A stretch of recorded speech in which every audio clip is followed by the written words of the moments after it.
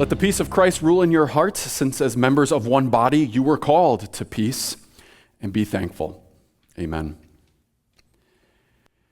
In May of 1996, mountaineer Rob Hall led an expedition that was made up of a mix of amateur and professional climbers. The point of this expedition was to summit Mount Everest. Now, to be fair, Hall was probably the best person on the planet to lead an expedition like that. He had been to the top of Everest 5 times, more than anyone else, but this trip would end up being a little bit different. Ropes were missing at a very important part of the climb, and it took them more than an hour to get those ropes set up. There was a blizzard bearing down on the mountain, and many of the climbers refused to acknowledge the seriousness and reality of the situation. When it was all said and done, 8 climbers from 2 different parties would die during their descent from Mount Everest, including Rob Hall himself. It's a tragedy, to be sure. But in the middle of that tragedy, we also have the story of Beck Weathers. Now, Weathers was in Hall's team and suffered from altitude sickness. If you've ever had altitude sickness, you know how serious it can be. It was actually affecting his vision, and he was basically functionally blind. He never made it to the summit, and when the descent started, his condition got worse and worse, and he was actually left behind by his fellow climbers twice. Later in his autobiography, Weathers would credit Hall for helping save his life. Because despite his own critical condition, Hall stayed in radio contact with Weathers, encouraging him and telling him to keep moving. And to the shock of rescuers, Weathers was actually able to make it down to one of the camps under his own power and get off of Everest with his life. That's what a little encouragement can do. And you know that. Maybe you've never had to be encouraged to keep moving down a mountain during a blizzard to save your life. But I bet you can think of some times when you were encouraged by someone to do something that you thought was impossible before. That 3rd grade teacher who unlocked your potential and showed you how fun learning can be. The coach who saw something in you didn't even see in yourself and pushed you to do your best. That business partner who took the plunge with you and quit his job, pooled his resources with yours, and helped you start your dream business. Your spouse who's always there to put a loving hand on your shoulder when there's stress and setbacks. It might not seem like much in the moment, but little reminders, a little encouragement, especially from the right person, can go a long way in pushing us when we think that we're done. You know, I have my own story. When I was an intern pastor out in Colorado, I got to be a camp counselor at Rocky Mountain Christian Camp. It's a 1-week camp up in the Rocky Mountains, just a beautiful, awesome thing. And every year they hike a 14er, which is a mountain that's at least 14,000 feet above sea level. And the highest mountain in the state was nearby, Mount Elbert, 14,440 feet. I was pretty pumped. I love hiking. I had already done a 14er. I was ready, or so I thought. About 4 or 5 miles into our 14-mile round-trip hike, I started noticing a little pain in my thigh. I just kept pressing on. Pretty soon it turned into a pain in both thighs. Decided I'm going to take a little break, refuel. When I tried to keep going, I had cramps in both of my quads that were so bad at one point I couldn't even bend my legs. It was like having 2x4s tied to my waist. So there I was on the side of a mountain, unable to go up or down. What did I do? I drank all of my water. I ate all of my salty snacks. I even started bumming Gatorades off the other campers that were trying to make their way up the mountain. But maybe more importantly than the Gatorades that the kids were giving me were the words of encouragement. Come on, you can do it. It's not much farther. Keep going. It took me a lot longer than I thought it would, but I did make it to the top. And you know what? I'm man enough to admit, I cried a little bit when I got up there. Not because it was so beautiful, and it was, but because I didn't think I had it in me to do it. I didn't think I could finish what I started, but I did, and it was all because of a little bit of help and the right kind of encouragement. I want you to keep things like that in the back of your mind today as we dive into the next part of our journey through Exodus, because God has words of comfort and encouragement to share. Today, and this is going to be our first solid truth, so if you like taking notes, you could write this down. Today, God says, I am with you. And make sure you get the all caps on that I am, right?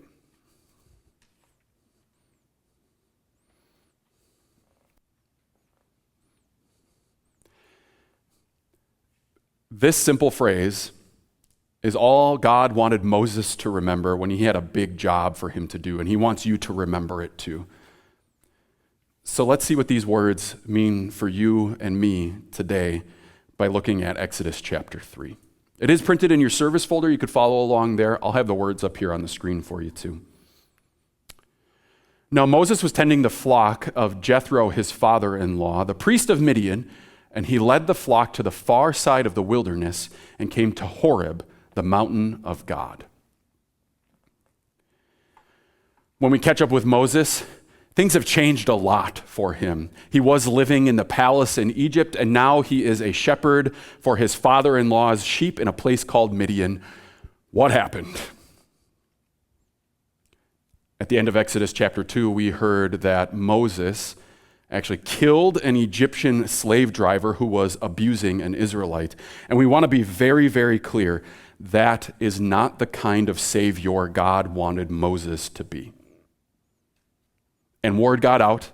People knew what he did. Eventually, Pharaoh found out about it and tried to have Moses killed.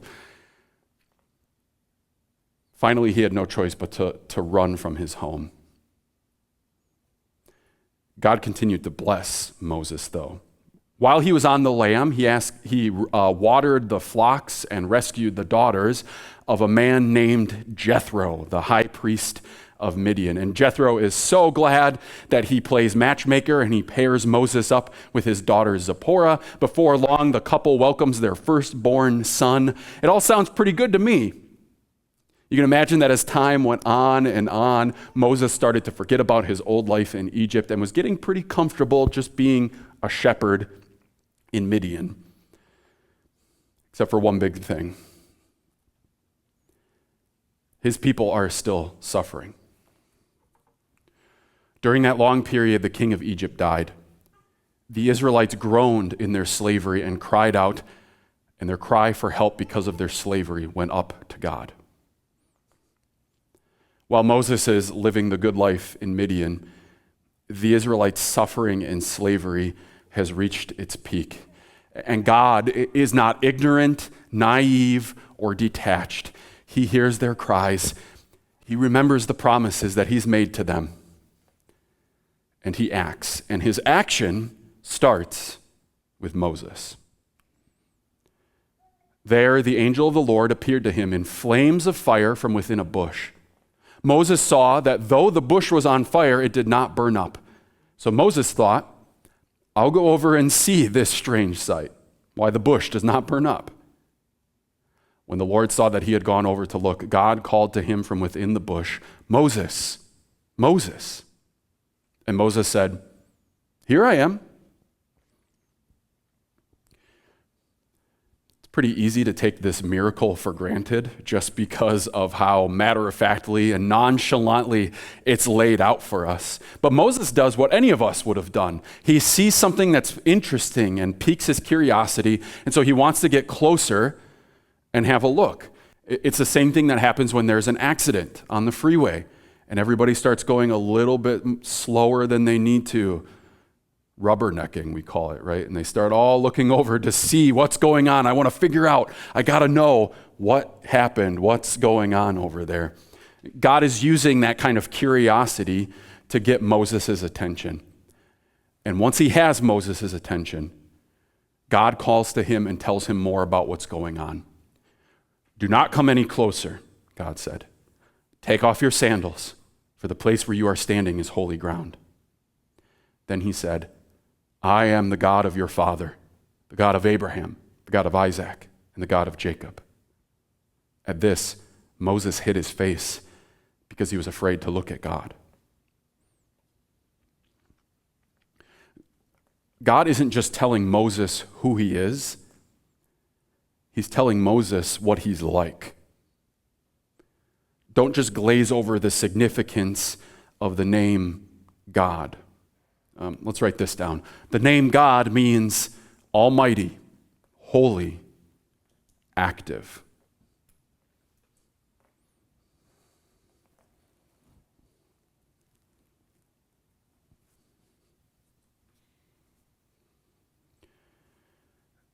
This is the capital G God.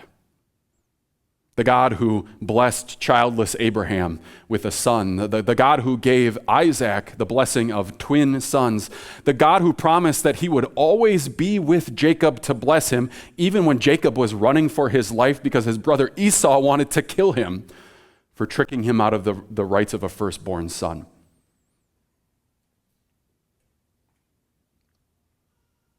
There's a reason Moses hides his face here. This is the God who makes the very ground where he is holy with his presence. Moses hides his face because he knows who is speaking to him. This is the all-powerful, holy, living God. His fear is warranted in this case. But there's another title for the Lord here, for God, that is very important to understand and has a lot of significance. The Lord said, I have indeed seen the misery of my people in Egypt. I have heard them crying out because of their slave drivers, and I am concerned about their suffering.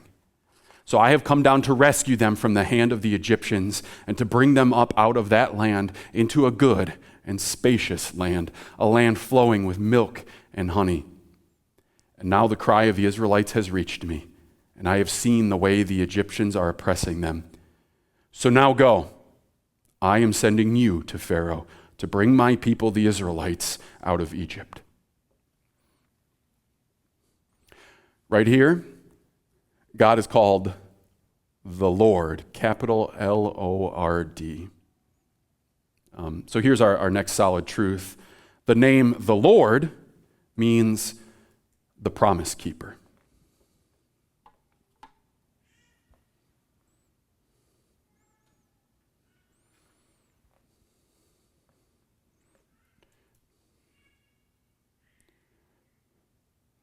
When he hears the painful cries of his people, he responds.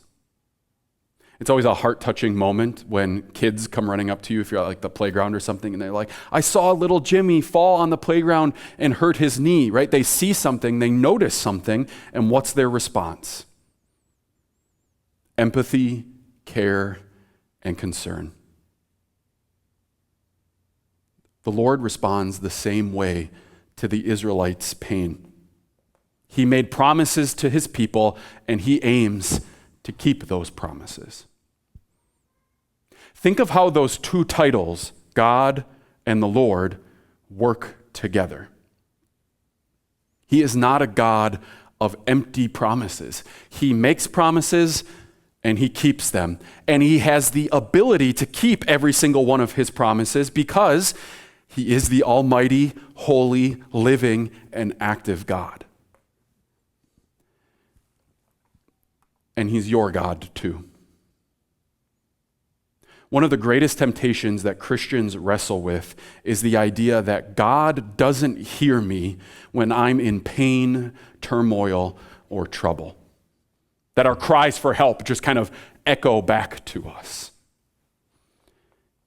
But that's not the kind of God that we see here today. God hears you. God responds to you. God has made promises to you, and God aims to fulfill those promises. Maybe he won't always fulfill those promises according to your timeline, The Israelites lived in Egypt for 400 years before God took action. I'm not saying he's ever going to make you wait that long to answer your cries, but don't mistake what sounds like silence for an aloof, distant God, a God who couldn't care less. Because that's not what God is telling us about himself today. Even with all of the things that God is showing Moses about himself, Moses still isn't sure about this mission that he's just been given. But Moses said to God, "Who am I that I should go to Pharaoh and bring the Israelites out of Egypt?" And God said, "I will be with you. And this will be the sign to you that it is I who have sent you. When you have brought the people out of Egypt, you will worship God on this mountain." Moses said to God, "Suppose I go to the Israelites and say to them, 'The God of your fathers has sent me to you.' And they ask me, 'What is his name?' Then what shall I tell them?" God said to Moses, "I am who I am. This is what you are to say to the Israelites. I am has sent me to you." Moses wonders, who am I? What standing, what authority, what power do I have to go to Pharaoh and tell him to do something like this?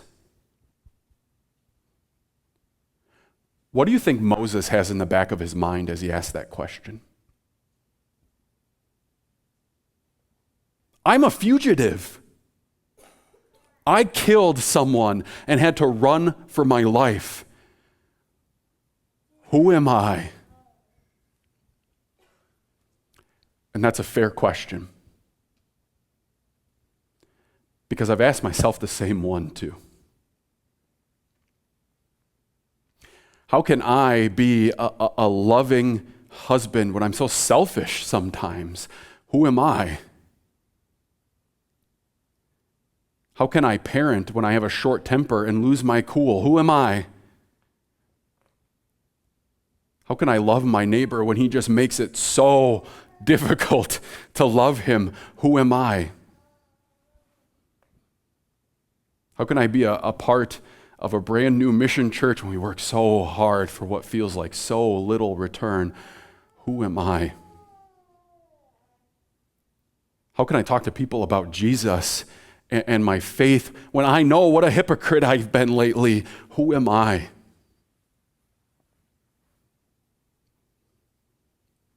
Any of those questions sound a little familiar? Make no mistake, those things that God is asking you to do are tough. They are challenging things. To be a spouse, to be a parent, to love someone the way you're supposed to love yourself. To wear your faith in Jesus on your sleeves and talk about your church and talk about what it means to believe in Jesus with others. Those are tough. Those are challenging things. The thing God was sending Moses to do was a challenging thing. And so Moses' question, our question, is a valid one. Who am I? And God's answer? God said, "I will be with you. This is what you are to say to the Israelites. I am has sent me to you." And right there is our last solid truth. When we say, "Who am I?" God says, "I am."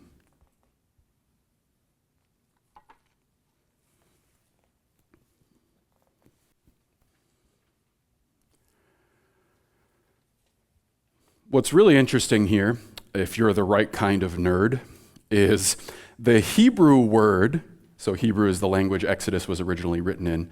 The Hebrew word for "I am" looks and sounds a lot like the Hebrew for "the Lord." And then when you look at the section again and you see how many times God says, "I am," and we see that title for himself, the Lord, the promise keeper. It kind of makes you look at the whole section a little bit differently. Because now the whole section is about the Lord reminding Moses again and again that this mission is less about who Moses is and more about who he is as the Lord. When God was laying out everything that led to him calling Moses, did you see who was doing all of the action there? I have heard. I have seen. I am concerned. I have come down to rescue, to bring them up out of Egypt. I am sending you. Moses' question, who am I, is almost a moot point because this plan to set the Israelites free from slavery is God's plan, and he is the one executing it. So it isn't just coincidence that when Jesus' status as God in human likeness was questioned, he answered it by saying, "Very truly I tell you, before Abraham was born, I am." Jesus was drawing a very clear connection between himself and the God who sent Abraham with that simple instruction, "I am," is sending you. And just like Moses was supposed to be comforted by that very simple phrase, we are comforted too when Jesus says, "I am." Because who am I to give God the perfection that he requires from me? Who am I to follow God's laws perfectly the way he wants me to? Jesus says, "I am." Who am I to love my neighbor the way I love myself? Jesus says, "I am." Who am I to be a father, husband, neighbor, and the worker God asked me to be? Jesus says, "I am." Who am I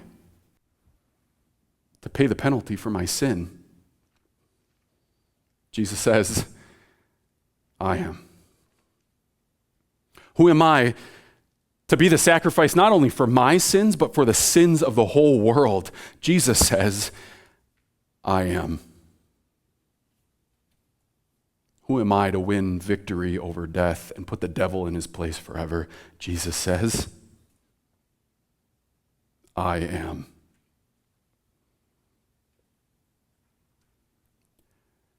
Think about what that means for you today. It means that when God calls you the way he called Moses to do something tough, something challenging, something that might even seem impossible to you, God is calling you to do that not because of who you are and because of what you're capable of. He's asking you to do that because of who he is and because of what he is capable of. Because he is the God who hears, sees, cares for, and rescues people who are stuck in slavery to sin. And he's the one who sends out people like Moses and you and me out to accomplish those things. Not that we're going to do those things perfectly. We can't. And not that we're always going to embrace all of these challenges God asks us to do. We won't. But he sends us out with that perfect comfort and encouragement. I am. The I am is with you. And the comfort and encouragement that whenever we fail and fall short, Jesus is, always will be, exactly what we need. If you're looking for something to do this week when you have a little extra time, just do this for me. Find a little sticky note and just write that first solid truth on it today. God says, I am with you. And put it on your fridge. Put it on the corner of your monitor at your desk. Put it over your car radio. Put it somewhere where you're going to see it So that no matter what happens each and every day this week, when parenting is tough, when loving others is tough, when you share Jesus with somebody and they kind of go, that's nice, and move on with their life, put it somewhere where you can look and see and remember the I am is with me. Next week, we'll see the amazing wonders that God is going to work through Moses. The living, active, almighty, holy, promise-keeping God, the promise-keeping I am, is with you. The same one that was with Moses.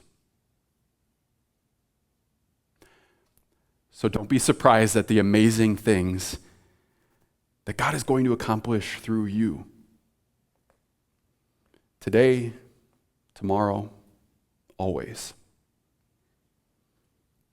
Because God says, I am with you. May He grant it. Amen.